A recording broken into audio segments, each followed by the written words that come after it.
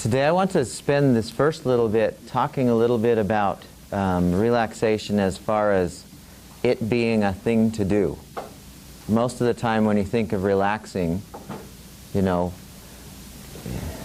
I find it interesting. I've worked with several people who have gone to the doctors, you know, and for stress-related problems, and the doctor says, well, you just need to do something to relax. And the person will say, well, what should I do? And the doctor will go, I don't know, just do something that will make you relax, that will help you relax. Well, I don't know what that would be, and the doctor doesn't know either, really. Just don't do something that's stressful. That's like saying, go exercise by walking up your stairs once or something. I mean, it's not very useful. And when people say relax, you know, when you say, you know, I need to relax, what does that usually turn into? What? But I mean, as far as, okay, I'm doing something that is going to relax me. For most of us, most people in this culture, what is it that they do next when they're told, or when they realize for themselves, yeah, I need to relax, so I'm going to, and what is it that they do? Sleep. Okay, sleeping is one of those common ones. Or just watch TV, you know, kick back, some popcorn and watch something. And there's nothing wrong with those things. I'm not being down on them. The effectiveness of them is questionable as far as, does it work to take you out of the stress response? Sometimes it might. I mean, we'll talk about a variety of ways that you can, besides through relaxation techniques, ways that you can help yourself out. For some people, fishing is, you know, the most relaxing thing. For other people, that just drives them crazy. For some people, knitting is their relaxation moment. For other people, that would just, I mean, I would go bonkers trying to do that. I don't know how, and so it would just, but we do know that there are things that we can do that really do, that have as their single purpose turning off the stress response, taking us out of that fight or flight response. There are a bunch of things that have been studied, mountains of research to show that they work. And so when we say in here,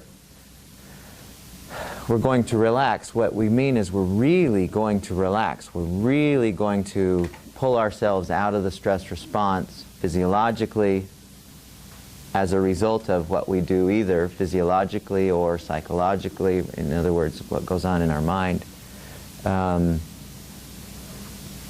most of these don't have any other purpose, but like, you know, you lift dumbbells, you know, and you're doing these curls. Those are specifically designed to strengthen which muscles? Not your calves, right?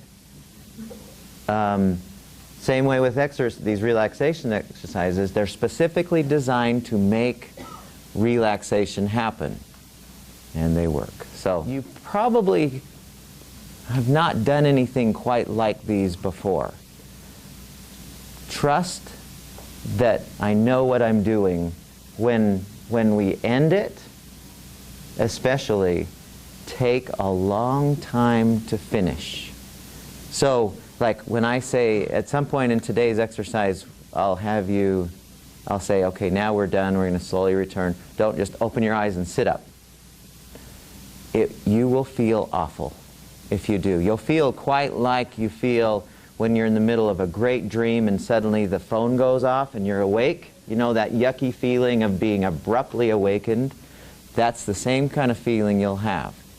If we hooked you up to a brainwave, like an electroencephalogram, and monitored your brainwave activity during these, you'd have monster amounts of alpha and beta and theta, those lower brainwave rhythms cranking, meaning you're very relaxed. And if we pull you out, if you pull yourself out of that really quickly back into what's called beta brainwave activity or wide awake alert, it's a jolt. So just trust that the speed that I guide you to return is the right one, okay? And just kind of just go with whatever I ask you to do.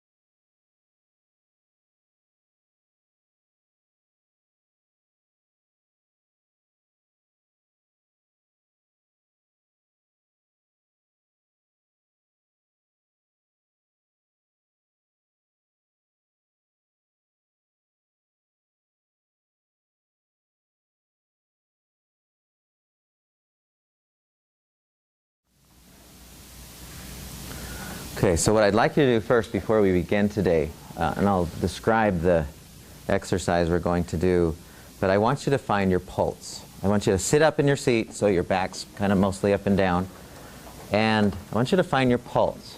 So it's either here, here, just find it, make sure you've got it.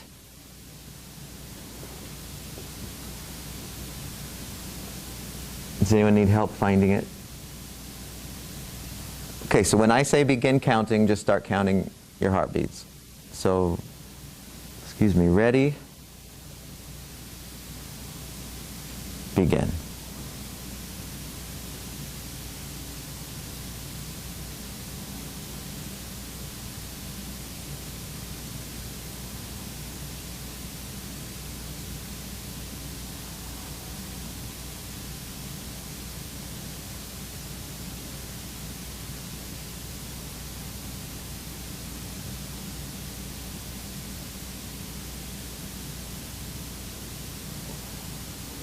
Stop. Okay, so just in your head, double that number and keep it in your head. You won't write it down now, but just kind of make a mental note. So if you counted 35, then in your head just remember 70. Okay? Because we'll refer to that again in a few minutes. Now, what we're going to do today is we're going to do an exercise that I call the power nap. It is an exercise I kind of made up in that I've never seen anyone else do this, and it's kind of a combination of a yoga pose, breathing, and kind of total body relaxation. The one thing that's unique about this one compared to all the others, some of the exercises we'll do sitting, like we are now. Most of them we'll do lying flat on the floor. We have yoga mats in the back 2 cabinets, and we'll all just go grab one really fast. But this particular exercise is different in that you're going to be using your chair. only you're not going to be sitting on it.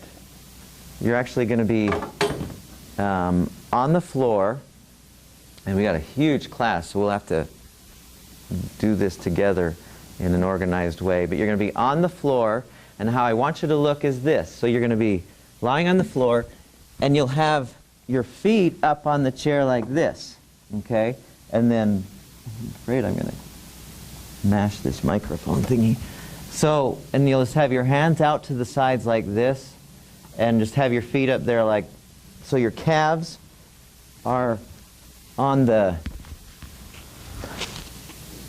seat of the chair. If you want to turn it sideways, if you have really short legs, then put your feet this way. But I'd like it so that really, so it's 90 degrees. So here's your chair, and so that at your hips it's 90 degrees, and at your knees it's 90 degrees. So you're not like your legs aren't going this way, and your heels are here. Does that make sense? So your legs are resting on the chair.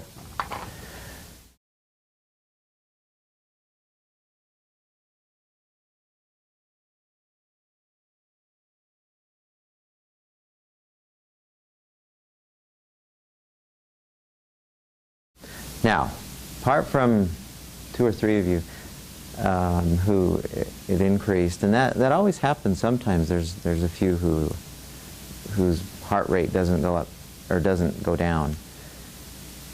How would you explain why in a 15-minute period somebody's heart rate yours went, say that again, yours went from what to what?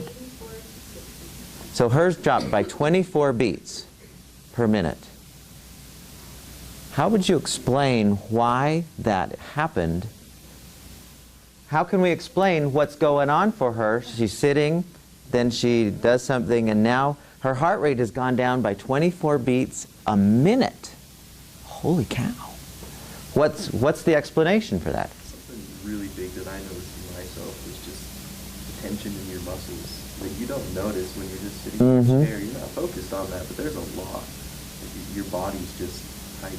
And when you sit there and you listen to somebody telling you, it's like, let it go. And you notice and you do let it go, and I think probably your heart is under less strain after that. Exactly. Yeah, it doesn't have to work nearly as hard to create the same, lying there or sitting there as you were before, because that very thing is happening. In the stress mode, our physiology says, pump quick, tighten up, get breathing quickly. For any of you, was it very difficult to go from normal breathing to just stomach? Was that a challenge for anybody? That was for you? So how did you deal with it? I don't know, I just feel like whenever I breathe out, I can push my stomach out like I'm forcing you to do it. And like normally I just Okay. So you're naturally a little more chest breather. I should say you've conditioned yourself to be a little more of a chest breather. So little by little, as you do these, you'll start to find yourself going more naturally just this. And there's nothing wrong with that being the case. It's just new for some of us.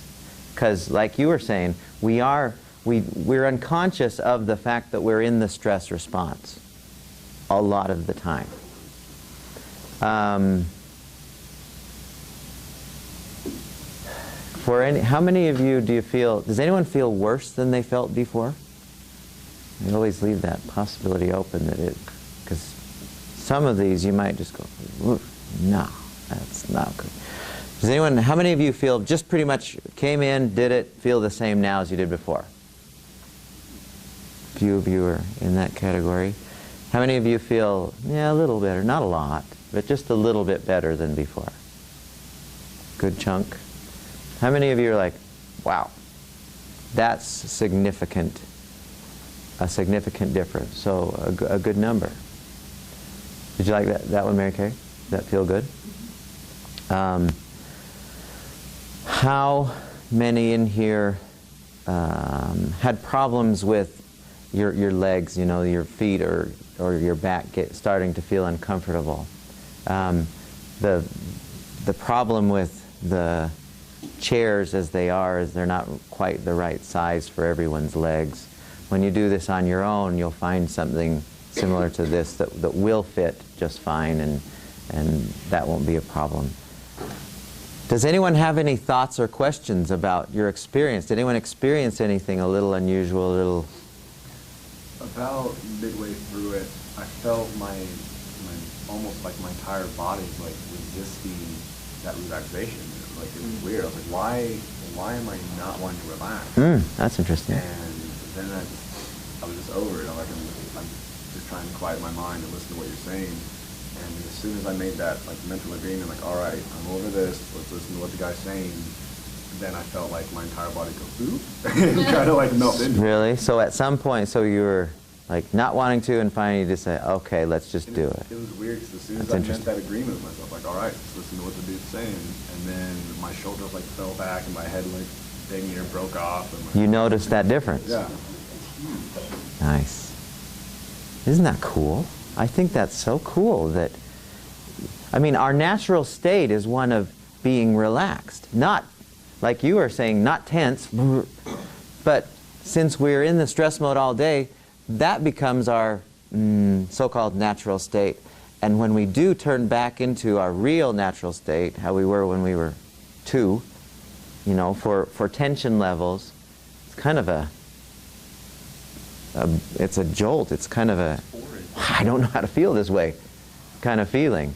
Go ahead. I was going to say I could feel my blood pulsing through like every vein, through all the arms and everything. You could? You could feel it when it was happening? Every time it would beat, like my whole body would just go, I feel good. So it felt good. It wasn't uncomfortable for you. It was weird. Like, it's just that relaxed. That's the only feeling that's left to take, pumping through you. See, isn't that cool? They have drugs for that, I think, but no side effects with these. Isn't that great? Anyone else? Thank you for sharing that. Anyone else? I just a couple minutes kind of blacked out. I didn't fall asleep, but I just I thought I was asleep, but I feel really good things. So you were unconscious, but maybe a little tiny bit conscious? We had you hypnotized. We'll actually talk about hypnosis a little later on and what's going on and why it's such a powerful state of mind and why it works with this sort of thing really powerfully. It's so fascinating how the mind works when you change your state, altered state kind of thing. What did you find? I was just going to say that, when I was laying there, I noticed, my nose started to itch, it started to itch. But when you would say, move your arms, my arms would be like, okay, I'll respond to it, and it didn't hurt, or didn't cause me distress. But if I did it on my own, it was like, no. My arms did not want to move at all. Is that right? So you really were hypnotized.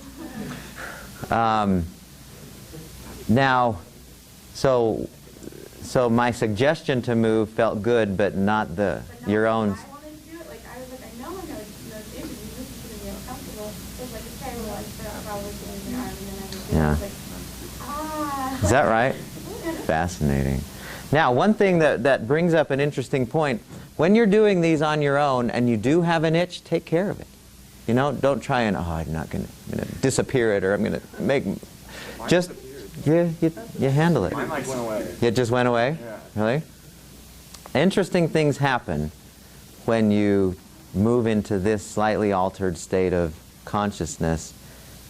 Almost all the time, well, actually, I don't know of many times in the thousands of people I've ever worked with where it's been negative. It never has negative side effects. I can think of maybe 2 people in 16 or 17 years who on one of the instances, one of the exercises, had a slightly uncomfortable situation. Otherwise, your body's giving you feedback, like we were saying last time. Good call. That's what it's telling you now by giving you these sensations. Good call. Nice stuff, huh? Now, here's your assignment.